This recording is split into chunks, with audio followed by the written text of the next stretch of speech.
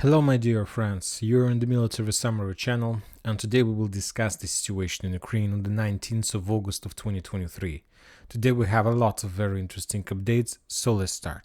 And probably the most important, the most interesting and the most tragic update is coming from Chernihiv, the settlement that located on the north of Ukraine, the settlement that was stormed by the Russian forces in the beginning of the special military operation, the settlement that the Russians haven't managed to capture. But this update is not about the Russians and their storming process. Today the Russians made Iskander strike against the city. The missile entered and hit the central part of the settlement. On this video we can see the strike, the moment of the strike, one more time. You see that there was a very powerful explosion on the roof of the building, and after that we start receiving a lot of updates either from the Russians and from the Ukrainian side. You know that currently I wasn't there, of course none of us were there, maybe some of you were there, but so that's why I don't have the right to determine and to judge the situation. Because we have two completely different opposite versions. The first version of course is the Ukrainian one, and the second one, more interesting, are coming from the Russian side. The Ukrainians are saying that it was an attack against the civilian area, that the Russians missed the target and killed a lot of civilians, there were a lot of casualties among civilians and so on. Basically everything as usual. But when talking about the Russians, we start receiving a lot of very interesting updates. This is the video confirmation of the results of the strike right after the strike. And the first interesting thing that you can mention is that the building is that nothing happened with the building. The rocket entered the roof, and basically the walls, as you can see, is okay, but nobody knows what exactly inside of the building. But as I understand, and based on the results and based on the missile type that were used in that attack, nothing managed to survive, or nothing could survive under the roof of this building. Later we got the first update from the Russian sources, and the Russians started publishing the information from the situation, because the Ukrainians are saying that as a result of that attack a lot of civilians were killed, that the Russians attacked residential area and civilian area, and the Russians of course try to find how to break the situation and how to provide the real information and the real piece of news from this area. And the first thing that the Russians have published, that right few hours before this event, or the legend was that in that building there was something like an event for people, for military, mainly it was a military event, and according to that military event, the military companies, the private companies were trying to show their production, their drone production. So there were a lot of suppliers, lots of vendors, people, private companies who was trying to show people and into the interest side about the kind of drones they're able to produce and to sell. So it was like some meeting when the military forces could sign contracts with the private companies to provide and to start building drones. So there was a real military event, but of course that was a military event, and everybody understand that there could be a lot of officers, a lot of people from the military authorities. So that's why the coordinates of this event was provided just before 4 hours before the beginning of this event. So that was some kind of security measurements, security things to reduce the risks of those who will take part in this event. So that was the information. This is the real information, the real link to this situation, that was to this event that was published in the open source. So basically something military happened in that area. But later, and this event we got somewhere at 1 p.m. of the local time. But at 5 p.m. of the local time, sorry, my bad, at 7 p.m. of the local time, we got another update that as a result of missile strike in Chernihiv, the Russians were using Iskander-K, the latest version of that missile, around 100 there was a losses of around 100 soldiers, 100 people wounded, killed and so on, including 60 people people were killed. So 100 total and 60 were killed. Furthermore, the Russian sources are saying that almost every single day since that strike, the NATO aviation is working, trying to evacuate the people from that settlement, from the ruins, to the NATO countries' hospitals to save their lives. Furthermore, the Russians reported that as a result of that strike, around few the most important and higher officers, higher specialists were killed as a result of that strike. And furthermore, around 11 NATO officers were considered as missed. So that was update at 7 p.m. of the local time. And at 8 p.m. of the local time, the Russians provided detailed information regarding that situation. And according to that, there were that was not just the event of drones or something like this. That was a secret title of this event, but basically there was a real meeting between the Special Forces and Special Security Service of Ukraine and the Special Security Service of Poland and Baltic states. And basically these two special security services NATO countries in Ukraine were trying to make a protocol, a document, to create a document how they are going to coordinate and control the situation on the border with Belarus, with Russia, on the western part of Ukraine. So that was a very important meeting between the special forces of two, let's say, entities like Ukraine and NATO. And the NATO representatives were from Poland and Baltic states. And the Russians discovered that information, made a massive Iskander-K strike. As a result of that strike, a lot of people were killed. There are around 75 people heavily wounded. Around 38 soldiers, officers were already found killed. So a lot of officers from NATO countries.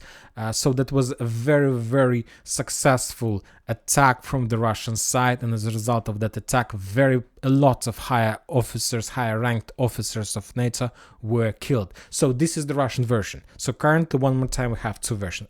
According to the Ukrainians, this was just a hit against civilians for some reason. In the central part of Chernihiv, for no reason to attack civilian area during the daylight and so on. This is the version of Ukrainians, and the Russians are saying that there were a meeting between the special forces of Ukraine and special forces and higher officers of special forces of Poland and Baltic states. And as a result of that attack, a lot of officers, NATO officers, were killed.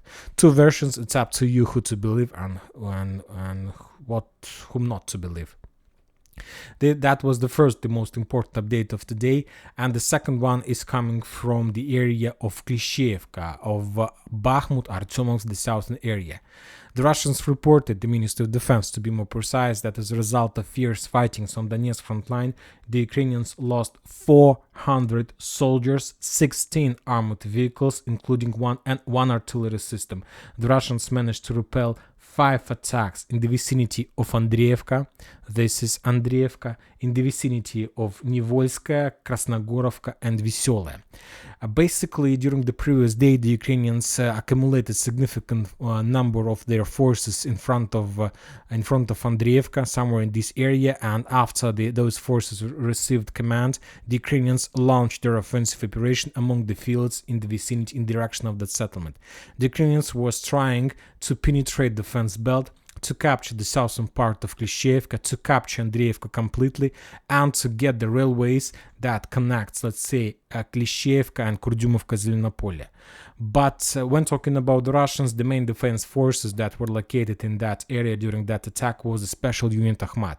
And we got just one video from this area, two videos from this area. The first one was from Special Unit Akhmat. And basically on this video, we see a massive suicide operation of Ukrainian forces when they were trying to storm this defense belt. The Russians reported, to be more precise, the Special Unit Akhmat reported that as a result of that attack, the Ukrainians lost around 12 armored vehicles, including a lot of Bradleys. The Ukrainians lost 2 tanks, and the Ukrainians lost significant number of infantry and the personnel during that attack.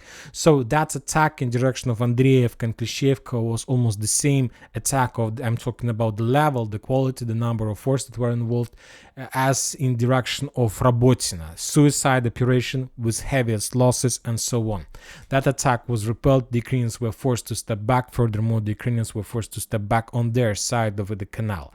On the northern part, we got just one video how the Russians destroyed the Ukrainian armored vehicle that was heading somewhere in the fields in the vicinity on the west of Klishchiivka. Both these videos are geolocated.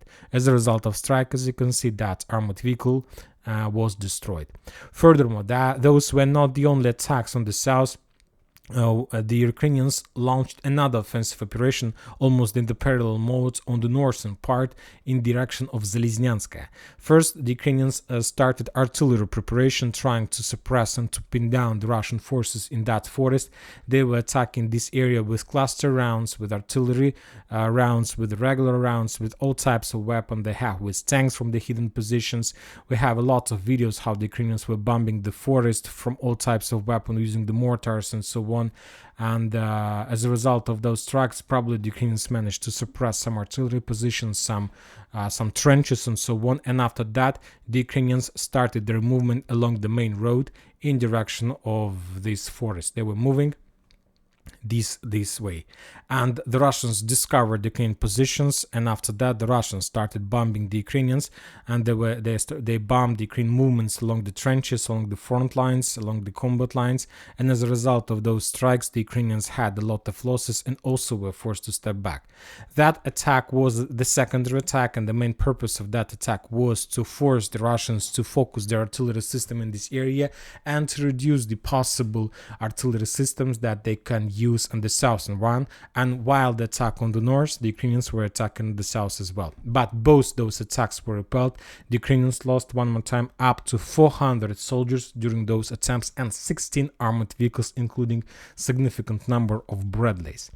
Now we're moving furthermore. There was also a lot of interesting updates from the very deep inside of Ukrainian territory, of the mainland. Today we got report that the Russians during the previous night made massive missile strike against the industrial zone in Kramatorsk. Probably the Russians destroyed some ammo depots or the accumulation of Ukrainian armored vehicles. So as you can see, right before the beginning of that attack, the Russians destroy important positions of the Ukrainian forces inside the settlement. Another important video that I would like to discuss with you is artillery strikes in the vicinity of Novo-Olenivka, this area. The Russians managed to discover the Ukrainian positions, their warehouses, the supply areas, probably the accumulation of Ukrainian forces, and after that the Russians started bombing and shelling this area with missiles, probably Grad or Tornado systems or something like this. The most interesting from this video, also as you can see, one air defense system was destroyed. We see the signs of missiles that was launched after the detonation. The most interesting part of that video is that the distance between, let's say, Novobakhmutovka to this area is around 24 kilometers. So, but we understand that the Russians haven't moved their artillery systems right to the combat line. Probably the Russians were attacking somewhere from the Verkhnytoretskaya or Panteleimonika, so from a very bigger distance. So we see that the Russians have a lot of technologies. The front lines and the combat lines are filled with the weapon that can attack on a very long distances. Furthermore, don't forget that this picture was made by the drone, probably by Arlan, who also managed to get deep inside of Ukrainian defense belt of the most overpopulated Ukrainian positions with different types of forces. So something is wrong with the Ukrainian army, obviously, if they allow the Russians to get inside of their main positions so deep. Now we're moving to Zaporozhye, because this is the third important updates are coming from this area. The Ukrainians continue their offensive operation in the northern part of Robotyne. According to information we have, there were at least 4 or 5 waves of reinforcement that Ukrainians were sending to the northern and the northeastern part of the settlement. There were a lot of videos from this area from the Ukrainian side. On this video we can see how the Ukrainian soldiers were standing right in front of somewhere in the area of this of the buildings and the entrance of Robotyne. The Ukrainians were storming this area many times. The Russians still control the southern part and the southwestern part. It's a very powerful battle, very bloody battle from both sides, but as I understand, the Ukrainians' losses is multiple times bigger in comparison with the Russians. The Ministry of Defense reported that as a result of fierce fightings in the Zaporozhye area, On the Zaporozhye front line in the Bradley Square, the Ukrainians lost 190 soldiers, 3 armored vehicles, and 2 artillery systems. The Russians continue bombing and shelling with drones, with FEP drones, the Ukrainian positions among between the fields. We will not watch these videos because of casualties among the Ukrainian soldiers who were attacked by the drones, and as a result of explosions, a lot of losses of Ukrainian tired soldiers in trenches. The Russians furthermore continue their effective counter-artillery duels, and basically during the previous 24 hours, the Russians managed to destroy the Ukrainian M777 howitzer that they were using to supply and support the Ukrainian offensive operation to the south in Rabotin and Verbova. The Russians destroyed the self-propelled howitzer Krab a little bit to the west of the first explosion, also that Ukrainians were using to supply and to support their offensive forces. Furthermore, the Russians reported that as a result of a missile strike, they destroyed the headquarters of the 10th Military Corps that currently involved in the main forces that currently involved in that Rabotina offensive operation. Now we are moving to Vremivka tactical bridgehead. We also had a lot of very interesting updates from this bridgehead. As you can see, there are not so many updates. Basically, the Ukrainians continue controlling the main Russian supply and support roads that goes to Rozhaine, that goes to Zavitna Bazhanya, Staromlynovka. The Ukrainians published the video how they were bombing and shelling the Russian positions along the forest lines and so on. But probably the most important update of today from this bridgehead, we understand that there is a small operational pause in this area. There are two important updates. The first one is that the Russians made artillery strike and guided bomb strike against Velika Novoselovka on the southern edge of the settlement. Probably there was some kind of accumulation of Ukrainian forces. That means that Ukrainians have redeployed significant number of forces. And the most important is that according to the Western deployment map, the Ukrainians have redeployed the forces of the 1st Tank Brigade to the south in direction of Rozhaine. So before, let's say, 19th of August, the Ukrainians were storming these settlements along Mokry Yali River, these settlements like Urozhaine, Staromayorska, Makarovka, Blagodatne. All those settlements were stormed by the force of 35th Marine Brigade, of 37th, of 38th, of 68th Jaeger Brigade, of 31st Brigade, to 36th. So all these mechanized and marine brigades were the main forces who were trying to capture the bridgehead. And now the Ukrainians have moved to the combat line their main tank forces. What does it mean? First of all, 1st Tank Brigade, one of the most powerful, qualified, it's like the number of brigade, it tells a lot about the quality and the quantity and everything about this brigade. What does it mean? Of course, if the Ukrainians are going to use tanks, they're not going to attack along the Mokry Yali River because there are no place where these tanks can feel themselves comfortable. If you attack with tanks, first of all, you need to have a space around tank. So as I understand, by redeployment of the tanks of the 1st Tank Brigade to the combat line, the Ukrainians have completed the regrouping, and within the next few days we're going to see a massive tank battle, massive tank attack of the Ukrainian forces in direction of Priyutino. So they're going to be a broad frontline attack, not just like a small attacks, in direction of Stepova, in direction of course, Staromlynovka, in direction of Zavitna Bazhanya, in direction of Kremenchuk and the road of Kremenchuk, and of course in direction of Novodonetsk. So basically the Ukrainians, using this tank armored fist, will try to, within the next few days before the beginning of the 24th of August, and 24th of August, if you don't know, is the Independence Day of Ukraine, and they need to have a glory, some victory before the beginning of this date, of course, to show something to the Ukrainians. They will try to capture this territory and they will try to attack with the 1st Tank Brigade, of course, with the support of many other forces and so on. Of course, we can say that this line, the Russians can mine this line, that there are a lot of mines and so on. But if you ask my opinion, as I understand, the main Russian positions currently located along this red line that I'm adding to the map. So this is the main Russian positions. So this one. And the Russians started this entire operation for Vremivka tactical bridgehead started before this situation a little bit a little bit to the north, and 2 months ago the entire clashes took place on this line. So as you can see, the main field, the main battlefield was moved to the south, and the main minefields the Ukrainians have already passed. Furthermore, currently the Russian positions are located on the combat line, and during the previous months of clashes, of attacks and so on, we can increase the number of updates from this area. We see that there were a lot of drones. Basically, as I understand, the Ukrainians have already collected enough of intelligence and reconnaissance information regarding safe supply roads. Because if you want to move and to get your supply, manpower, tanks to some positions, let's say in the vicinity of Priutina, you need to use some roads for these purposes. And of course, the Ukrainians have already created a safe map, the map of safe roads that they will try to use during their offensive operation to capture this yellow cloud. Of course, we can say that the Russians can start mining this territory as soon as they realize that Ukrainians are attacking using the broad frontline attack.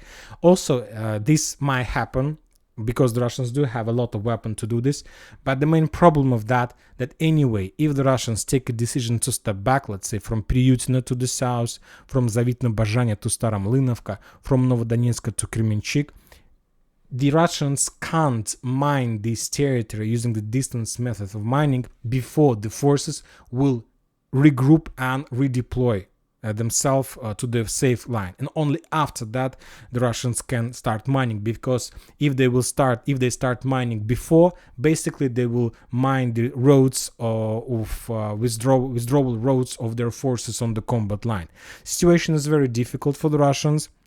Of course, just from perspective of this attack, but when talking about the reserves, strategical reserves, and the number of Ukrainian forces they have already burned during those offensive operations, I see some positive things for the Russians. This operation, this attack can't be endless. Anyway, this possible attack should be finished in a week or two before the beginning of September. So just few weeks to hold the positions, and after that the Ukrainians will lose their final potential, the final forces, and after that the Russians can counterattack. And probably that was the reason of visit of Vladimir Putin, the main headquarters of Rostov-on-Don, where he got the main information from the Valery Gerasimov, the head of the head of special operation, the head of headquarters.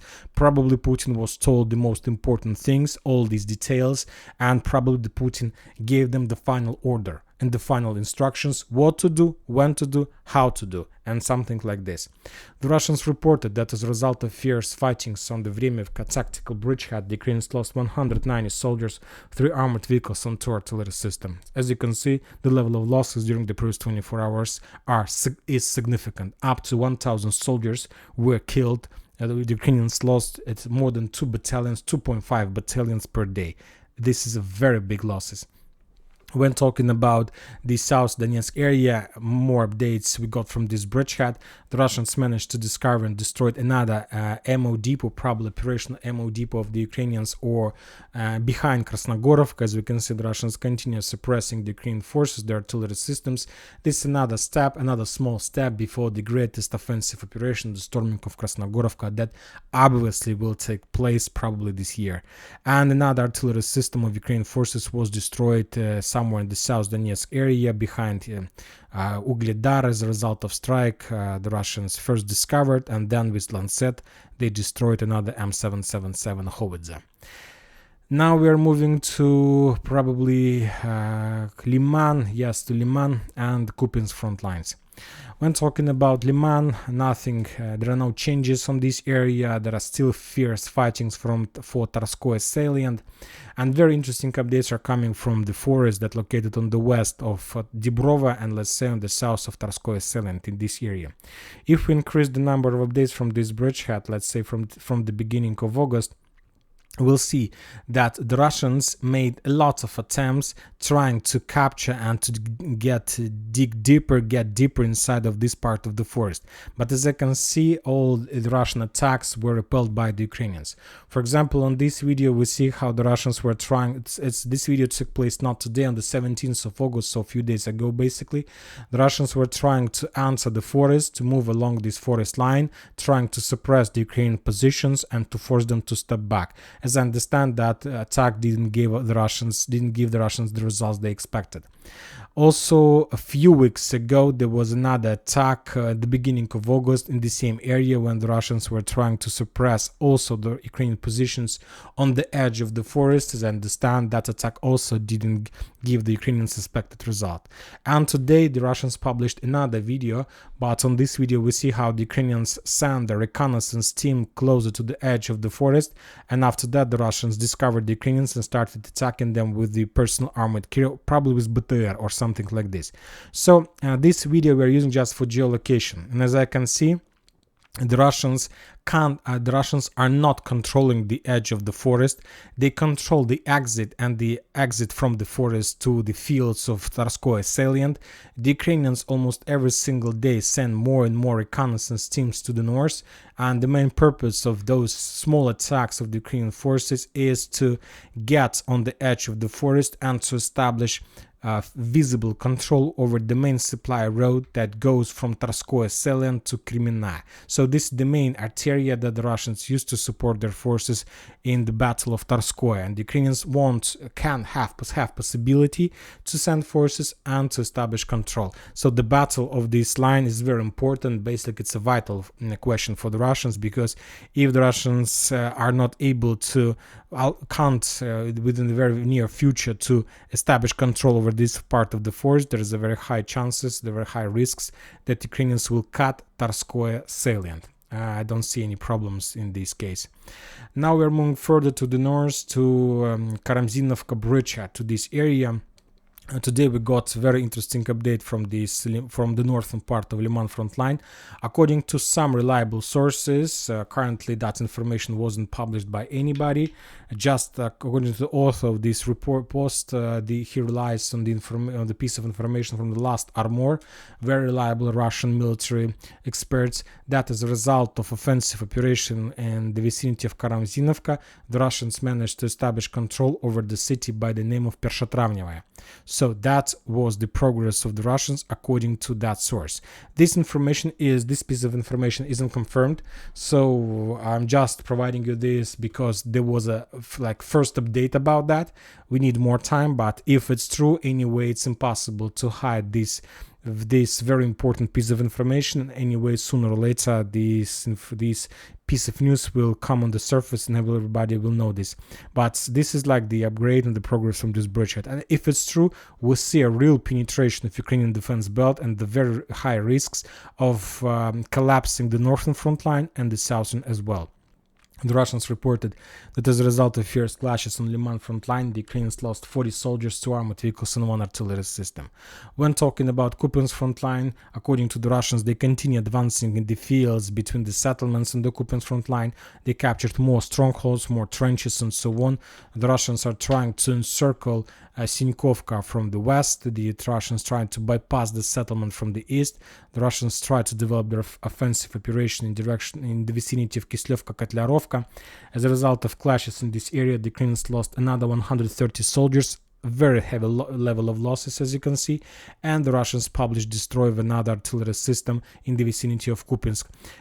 Since the beginning of this months, the Russians managed to destroy up to all those videos are geolocated, up to 20 artillery systems from this area. As you can see, a lot of artillery systems were destroyed in this area, and currently the Russians have probably almost suppressed the Ukrainian artillery forces in this area and established complete artillery superiority. And of course, this is the first step before something bigger, something greater.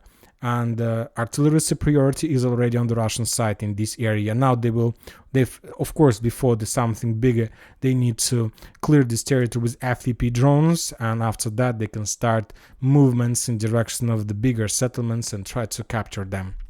This is the situation on the Kupiansk front line, and probably maybe this is also the reason why Vladimir Putin, the president of Russia, visited the headquarters in Rostov-on-Don, because something happened there. Probably the most important happened there. They discussed something, he got something, because the last time Putin visited Ukraine was his visit in the south of Ukraine, when he brought something from church to the soldiers of the southern area. And as you can see, since the beginning of the special Ukrainian greatest offensive operation, the Ukrainians couldn't capture even a single settlement. Maybe that was like icon from a church, some kind of angel, or who protects the soldiers or something like this. So maybe we see this situation works. And the final region is the Kherson district. Nothing changes, no changes, just the Ministry of Defense of Russian Federation published the video of control of this area, some clearing operation, some trophies from this area. The Russians established complete control, and the Russians reported that as a result of fierce fightings for the Kazachye-Lageria foothold, the Ukrainians involved in that operation up to 150 soldiers, and most of them were or destroyed or killed, and just few of them managed to survive and to evacuate on the Ukrainian bank of the river. And that's it for today. Military Summary channel reminds to condemn any violence in the world. Thank you for your watching. Subscribe to my channel, put your likes, join my Patreon, and have a good day. Bye bye.